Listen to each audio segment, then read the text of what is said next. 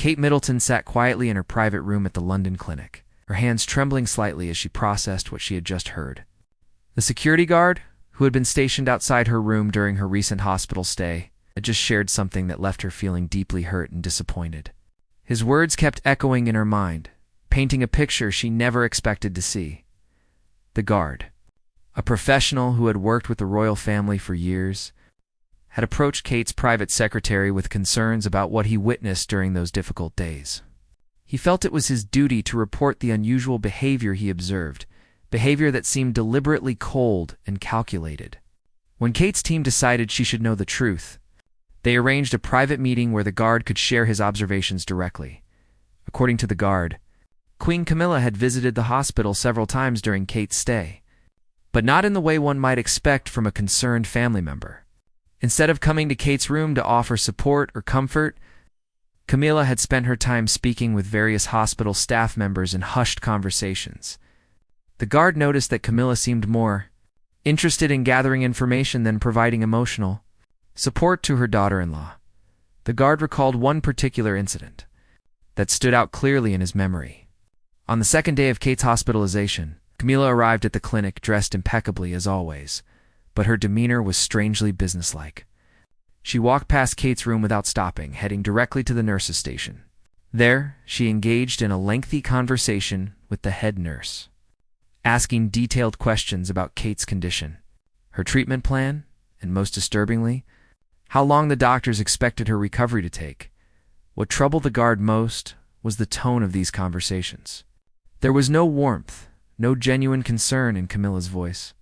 Instead, she seemed to be conducting an investigation, carefully collecting facts and details, as if preparing a report. The nurses, bound by their professional duties, answered her questions with appropriate discretion, but even they seemed uncomfortable with the nature of her inquiries. The guard also witnessed Camilla speaking with hospital administrators in a private corridor. He couldn't hear everything that was said, but he caught fragments of conversation that suggested Camilla was inquiring about how the hospital planned to handle media inquiries, and whether there had been any leaks about Kate's condition to the press. This seemed odd for someone who should have been primarily concerned about Kate's well-being. On another occasion, the guard observed Camilla having a quiet conversation with one of the senior doctors. The discussion appeared tense, with Camilla asking pointed questions about the timeline of Kate's recovery and when she might be able to return to her royal duties. The doctor, maintaining professional composure, explained that Kate's health was the priority and that rushing her recovery would be counterproductive. Camilla's expression, according to the guard, showed clear frustration with this answer. Perhaps the most painful detail the guard shared was that during all of these visits, Camilla never once asked to see Kate personally. She never inquired whether Kate wanted company or needed anything to make her hospital stay more comfortable. She never brought flowers, books, or any personal items that might have lifted Kate's spirits during those challenging days. It was as if Kate's emotional state was completely irrelevant to her. The guard mentioned that other members of the royal family had behaved very differently. Prince William had been a constant presence, arriving early each morning and often staying late into the evening. He brought Kate her favorite foods, read to her when she was too tired to focus on anything herself, and simply sat quietly holding her hand when she needed rest. His devotion was evident to everyone on the hospital staff. Kate's parents, Carol and Michael Middleton, had also visited regularly, bringing warmth and love with every visit. They brought photographs of Kate's children, small gifts to brighten her room, most importantly, their unwavering emotional support. The contrast between their behavior and Camilla's was stark and impossible to ignore. Even other members of the royal family who visited showed genuine concern and compassion. They asked about Kate's comfort, sent messages of encouragement, and made it clear that her health was what mattered most, not the inconvenience her absence might cause to the royal schedule. As Kate listened to the guard's account, tears began to stream down her face. She had always tried to maintain a good relationship with Camilla, despite their differences and the complicated history. She had gone out of her way to be respectful, to include Camilla in family events, and to present a united front to the public. She had hoped that over time they might develop a genuine bond. Even if it took years of patience and effort, this revelation shattered those hopes. It wasn't just that Camilla hadn't visited her personally, it was the calculated nature of her behavior that cut so deeply. Camilla had used Kate's vulnerable moment not as an opportunity to build bridges or show kindness, but as a chance to gather intelligence and assess how Kate's health crisis might affect royal operations and public perception. Kate realized that to Camilla, she wasn't family. She was a component in the royal machinery, a piece whose malfunction needed to be assessed and managed. The cold, strategic approach Camilla had taken during such a personal and frightening time revealed a fundamental lack of empathy that Kate had tried hard not to see. The guard's revelations continued to unfold, each detail adding another layer to Kate's understanding of what had truly happened during her hospital stay. He spoke carefully, but honestly, clearly uncomfortable with having to share such painful information, but convinced it was the right thing to do. His years of service had taught him to observe without judgment, but what he witnessed had troubled him deeply enough to break his usual silence. He described how Camilla had made a particular effort to speak with the security team itself. She had pulled aside the head of security and asked specific questions about who had been visiting Kate, how often they came, and whether there had been any unusual activity or unexpected visitors. The head of security had found these questions strange, as visitor logs were already being maintained according to standard protocol, and there was no security concern that would warrant such detailed inquiries. What made this interaction even more peculiar was Camilla's interest in the timing of Prince William's visits. She wanted to know exactly when he arrived each day, how long he stayed, and whether he had brought anyone else with him. The security chief had answered professionally, but later remarked to his team that the questions felt more like surveillance than familial concern. The guard also recalled an incident involving Kate's medical privacy. Camilla had apparently requested copies of Kate's medical updates from the hospital administration. The administrators, well-versed in privacy regulations and royal protocol, had politely but firmly declined, explaining that such information could only be released to Kate herself or to individuals Kate specifically authorized. Camilla's reaction to this refusal had been notably cold, and she had made a comment suggesting that, as queen, she should have access to information about all family members' health status. This particular detail made Kate feel especially violated. Her medical condition, her treatment, her recovery, these were deeply personal matters. The thought that Camilla had actively tried to access her private medical records without her permission felt like an invasion of the worst kind. It showed a complete disregard for Kate's autonomy and dignity. During an already difficult time, the guard mentioned that hospital staff had also noticed Camilla's unusual behavior. Several nurses had commented to each other about how different she was from other royal visitors. They noted that she seemed more interested in logistics and timelines than in Kate's actual well-being. One nurse had overheard Camilla on her phone in a quiet corridor, discussing Kate's hospitalization in terms of how it was affecting the royal calendar and what adjustments would need to be made too. Public engagements. Another troubling incident involved the press office. The guard had witnessed Camilla having an intense conversation with someone from the royal communications team in the hospital lobby. Though he couldn't hear the entire exchange, he heard enough to understand that they were discussing how to manage public messaging about Kate's condition. Camilla seemed particularly concerned about ensuring that the narrative emphasized continuity and stability within the royal family. Rather than focusing on Kate's health and recovery, what struck Kate most painfully was learning that Camilla had actually visited the hospital on the very day Kate was admitted. When Kate was at her most vulnerable and frightened, instead of coming to her room to offer a word of comfort or reassurance, Camilla had gone directly to meet with hospital leadership. She had spent nearly an hour in administrative offices while Kate lay alone in her room, scared and in pain. Waiting for test results and wondering what was wrong with her body, the guard described how he had seen Prince William arrived during that same time period, immediately asking to see Kate and rushing to her side. The contrast between William's urgent concern and Camilla's administrative priorities couldn't have been more stark. While William was holding Kate's hand and wiping away her tears, Camilla was several floors away, discussing protocols and procedures with hospital executives. Kate learned that Camilla had also made inquiries about the hospital's discharge planning process. She wanted to know how soon Kate could potentially be released, what the typical recovery timeline looked like for Kate's condition, and what arrangements would be made for Kate's care after leaving the hospital. Again, these might have seemed like reasonable questions if they had been accompanied by any personal concern for Kate's comfort or emotional state, but they weren't. The guard shared that one of the senior nurses had approached him privately, expressing concern about Camilla's behavior. The nurse had been working with the royal family for over a decade and had never seen anything quite like it.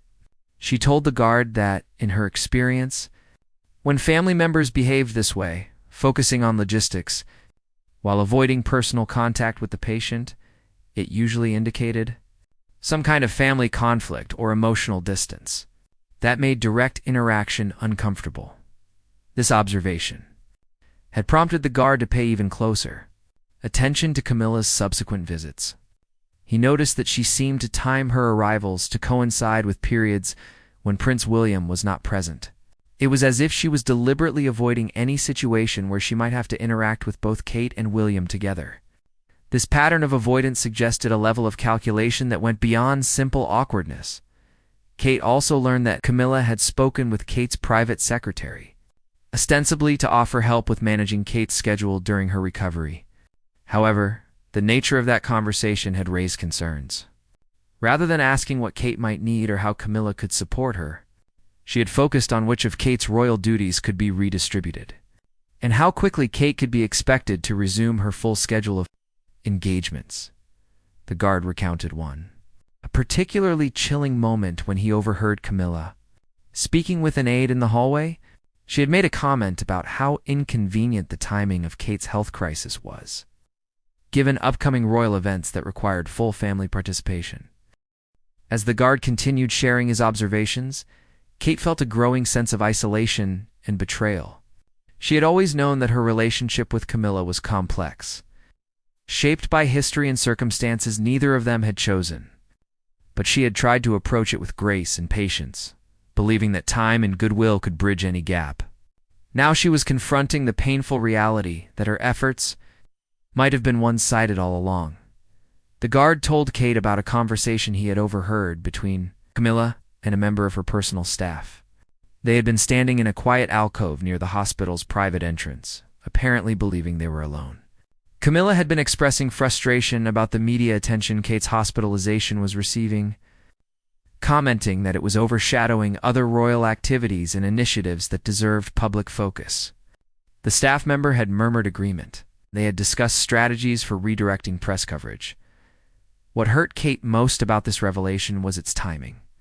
While she was lying in a hospital bed scared and vulnerable, Camilla was apparently more concerned about media optics and public relations than about Kate's actual well-being. It suggested a coldness that Kate had never wanted to believe existed, a fundamental lack of empathy that was impossible to excuse or explain away. The guard also described how Camilla had interacted with hospital staff in a way that seemed designed to establish her authority. She had made it clear that, as queen, she expected to be kept informed of any developments regarding Kate's condition, and she had implied that the hospital's continued relationship with the royal family might depend on their cooperation. Several staff members had felt uncomfortable with this approach, viewing it as inappropriate pressure during a medical situation. Kate learned that there had been a particularly tense moment when one of her doctors had gently but firmly reminded Camilla that Kate was the patient and that all medical decisions and communications needed to respect Kate's wishes and privacy. Camilla had not responded well to this assertion of boundaries, and her displeasure had been evident to everyone present. The doctor had later told the guard that in his many years of treating high-profile patients, he had rarely encountered a family member who seemed so focused on control rather than care. Another painful detail emerged about the flowers and gifts that had arrived at the hospital for Kate. The guard explained that Camilla had sent a formal arrangement, beautiful but impersonal, the kind of flowers one might send to a business associate or distant acquaintance. The card had contained a brief, formal message wishing Kate a swift recovery, signed simply with Camilla's name. There was no warmth, no personal touch. Nothing that suggested genuine emotional connection or concern. By contrast, the guard described the thoughtful, personal gifts that had arrived from Kate's parents, siblings, and close friends. There were books Kate loved, photographs of happy family moments, handwritten notes full of love and encouragement, small comforts that showed real knowledge of and care for Kate as a person. Even staff members at Kensington Palace had sent more personal, heartfelt messages than Camilla had managed. The guard recalled another incident that had struck him as particularly telling. On one of her visits, Camilla had encountered Kate's mother, Carol, in the hospital corridor. Their interaction had been cordial, but noticeably cool. Carol had mentioned that she was on her way to sit with Kate and had politely invited Camilla to join her. Camilla had declined, citing other commitments, even though the guard knew she had no scheduled appointments for at least another 2 hours. This avoidance of direct contact with Kate became even more significant when viewed as a pattern. Over the entire period of Kate's hospitalization, Camilla never once went to Kate's room. She visited the hospital multiple times, spoke with numerous staff members and administrators, made phone calls from the hospital premises, and held meetings in various offices and corridors. But she never took the simple, human step of walking into Kate's room to see how she was doing. The guard shared that he had witnessed a brief conversation between Prince William and Camilla during one of her visits. William had emerged from Kate's room looking exhausted and worried, and had encountered Camilla in the hallway. He had updated her on Kate's condition, his voice thick with emotion as he described how difficult the experience had been for Kate. Camilla's response, according to the guard, had been perfunctory and brief, offering generic words of sympathy before quickly changing the subject to discuss an upcoming state dinner that would need to be reorganized. William's expression after that exchange had been one of barely concealed hurt and frustration. The guard could see the pain in his eyes as he realized that even in this moment of genuine crisis, Camilla was more concerned with maintaining appearances and managing schedules than with supporting his wife. William had returned to Kate's room without another word, his shoulders tense with suppressed emotion. Kate also learned that Camilla had been in communication with senior palace officials throughout Kate's hospital stay, discussing the implications of Kate's health crisis for the royal family's public image and operational efficiency. These conversations had focused on contingency planning, redistribution of duties, and messaging strategies. They had been entirely practical and strategic, with no apparent consideration for Kate's emotional state or personal needs. The guard mentioned that he had overheard one such phone conversation where Camilla was discussing whether Kate's health issues might require a longer-term restructuring of royal responsibilities. She had spoken about Kate's situation as a logistical problem to be managed rather than a personal tragedy affecting a beloved family member. The clinical, detached tone of that conversation had disturbed the guard deeply. Another distressing detail involved the children. The guard had been present when arrangements were being made for Kate's children to visit her in the hospital. Camilla had inserted herself into these discussions, expressing opinions about how such visits should be managed and suggesting that they should be kept brief and carefully controlled. Kate sat in silence for a long moment after the guard finished speaking, trying to process everything she had heard.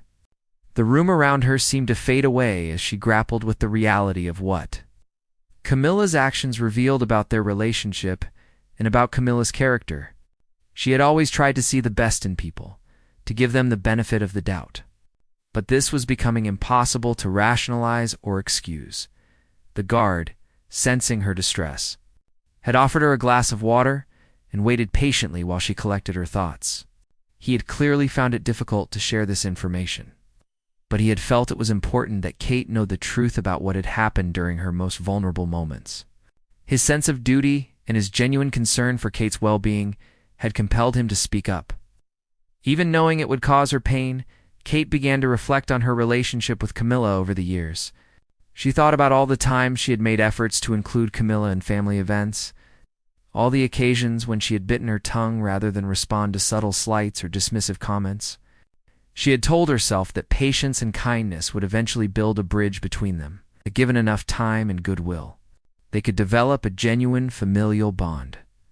She remembered specific instances where she had defended Camilla to others, times when she had asked people to be understanding of Camilla's position and the challenges she faced. Kate had genuinely wanted Camilla to feel accepted and valued within the family. Despite the complicated history and the public scrutiny that surrounded her role as queen, now Kate was forced to confront the possibility that her efforts had been entirely one-sided. The evidence the guard had presented suggested that Camilla had never reciprocated Kate's attempts at building a relationship. Instead, Camilla seemed to view Kate primarily through the lens of royal duty and public image, as someone whose position and popularity needed to be managed rather than as a person worthy of genuine care and concern. The guard had one more thing to share, something he had hesitated to mention but felt Kate needed to know. On the day before Kate was discharged from the hospital, Camilla had had a lengthy meeting with several senior palisades. The guard had been stationed nearby and had overheard portions of the conversation. They had been discussing how to frame Kate's return to public life, with Camilla expressing strong opinions about the need to downplay Kate's health issues and emphasize business as usual. For the royal family, what had shocked the guard most was hearing Camilla suggest that Kate's return to duty should be expedited, even if it meant she was not fully recovered. Camilla had argued that prolonging Kate's absence would create unnecessary speculation and concern among the public, and that it would be better for everyone if Kate resumed her schedule as quickly as possible. The aides had pushed back gently, reminding Camilla that Kate's doctors would determine the appropriate timeline for her recovery. But Camilla had been dismissive of these concerns. This final revelation was perhaps the most hurtful of all.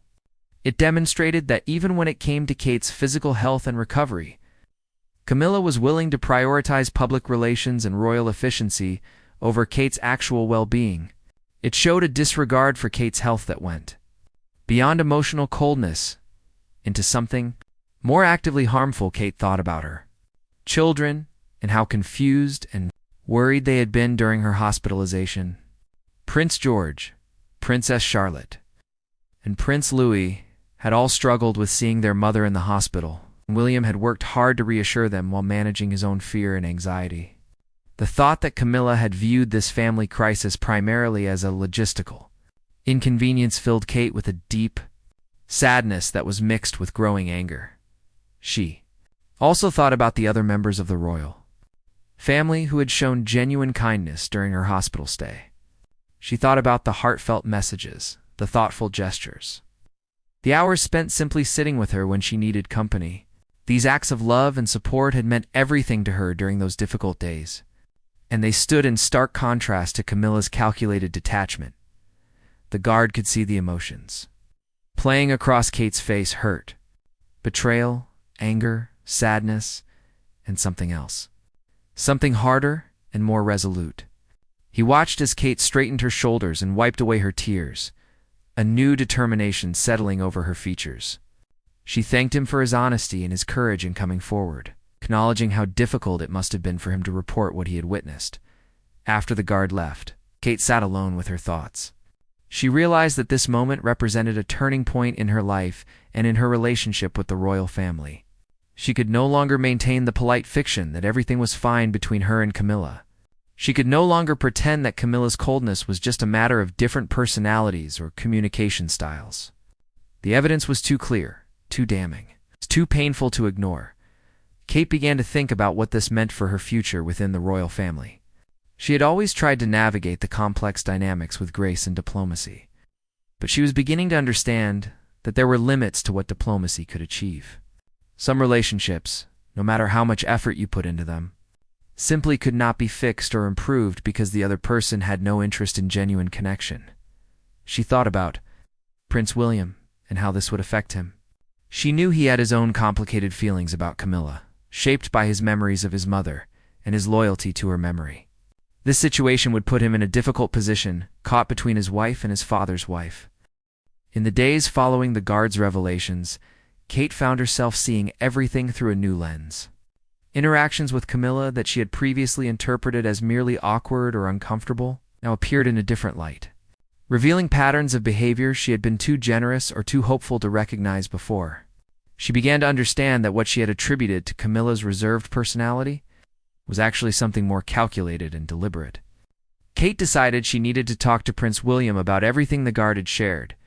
She waited for a quiet evening when the children were asleep and they had privacy to discuss such a sensitive matter. As she recounted the guard's observations, she watched William's face change from surprise to anger to a deep, sad resignation. He confessed that he had noticed some of Camilla's behavior during Kate's hospital stay, but had been so focused on Kate's immediate needs that he hadn't fully processed what it meant. William admitted that he had felt hurt by Camilla's absence from Kate's room, but he had made excuses for her, telling himself she was probably just uncomfortable with hospitals or unsure how to help. Now, hearing the full picture of Camilla's actions during that time, he could no longer maintain those generous interpretations. The evidence pointed to something much more troubling than simple awkwardness or uncertainty. Together, they discussed how to move forward. Kate made it clear that she would no longer pretend everything was fine between her and Camilla. She would remain polite and professional in public settings, fulfilling her royal duties with the grace and dignity expected of her position. But she would no longer make personal efforts to build a relationship that Camilla clearly had no interest in developing. William supported her completely. He had seen how much effort Kate had put into trying to connect with Camilla over the years, and he had watched her hurt herself trying to win acceptance and warmth from someone who seemed incapable of or unwilling to provide it. He told Kate that she owed Camilla nothing beyond basic courtesy, and that protecting her own emotional well-being was not only acceptable, but necessary. They also discussed whether to address the situation directly with King Charles. This was perhaps the most difficult aspect of the entire situation. They knew that Charles loved Camilla deeply, and that any criticism of her behavior would be painful for him to hear. At the same time, what had happened during Kate's hospitalization was serious enough that it could not simply be ignored or swept under the rug. After much deliberation, they decided that William would speak with his father privately. He would present the facts of what had occurred without attacking Camilla directly, allowing Charles to draw his own conclusions. They hoped that understanding what had happened might lead to some acknowledgement or change. Though they were not particularly optimistic about this outcome, Kate also made a decision about her own boundaries going forward. She would no longer attend small, intimate family gatherings where Camilla was present unless absolutely necessary. She would participate in official royal events and large family occasions where her absence would be noted and questioned. But she would no longer subject herself to the discomfort of pretending to have a warm relationship with someone who had shown such callous disregard for her well-being. This decision brought Kate a sense of relief. For years, she had carried the burden of trying to make an impossible situation work, of constantly monitoring her own behavior to avoid giving offense, of swallowing hurt and disappointment in the name of family harmony. Now she was giving herself permission to step back, to protect herself, to acknowledge that some relationships are simply not worth the emotional cost they demand. Kate thought about the broader implications for the royal family. She knew that the dynamics between her and Camilla would be noticed, that the press would eventually pick up on the cooling of their relationship, that there would be speculation and stories. But she also knew that maintaining her own mental and emotional health was more important than managing public perception. She reflected on the support she had received from other members of the royal family during her hospital stay. These relationships had been genuine and nourishing, and she resolved to invest her energy in nurturing these connections rather than wasting it on someone who had proven themselves unworthy of her trust and affection. Kate also thought about what this experience had taught her about herself. She had discovered reservoirs of strength she hadn't known she possessed. She had learned that setting boundaries was not selfish but necessary, that protecting yourself from those who wish you harm or simply do not care about you is an act of self-respect, not cruelty. In the weeks that followed, subtle changes began to appear in Kate's interactions with the royal family. Those who knew her well noticed a new firmness in her demeanor, quiet confidence that came from finally accepting the truth of her situation rather than fighting against it. She was still warm, still gracious, still deeply committed to her royal duties, but there was a steel in her spine that had been forged through pain and betrayal. Camilla, for her part, seemed not to notice or care about the shift in Kate's attitude. She continued to interact with Kate in the same perfunctory, distant manner she always had. Apparently seeing nothing wrong with her behavior during Kate's hospitalization, This lack of awareness or concern only confirmed for Kate that she had made the right decision in stepping back from any attempt at a real relationship. Kate found healing in focusing on what truly mattered to her: her children, her husband, her work, and the genuine relationships she had with people who truly cared about her. She poured her energy into her charitable initiatives, into being the best mother she could be, into supporting William in his role. She found that when she stopped wasting emotional energy on Camilla, she had so much more to give to the people and causes that deserved it. The guard who had come forward remained a quiet presence in Kate's life, a reminder that there were people who saw the truth and were brave enough to speak it. Kate made sure he knew how much she appreciated his honesty and his courage. She understood that it had not been easy for him to break his usual professional silence, and she valued his integrity. As time passed, Kate's emotional wounds from the experience began to heal. The hurt never completely disappeared, but it became manageable, integrated into her understanding of herself and her place within the royal family. She emerged from the experience stronger, clearer about her own worth, and more determined than ever to live according to her own values. Rather than sacrificing herself for relationships that would never bring anything but pain,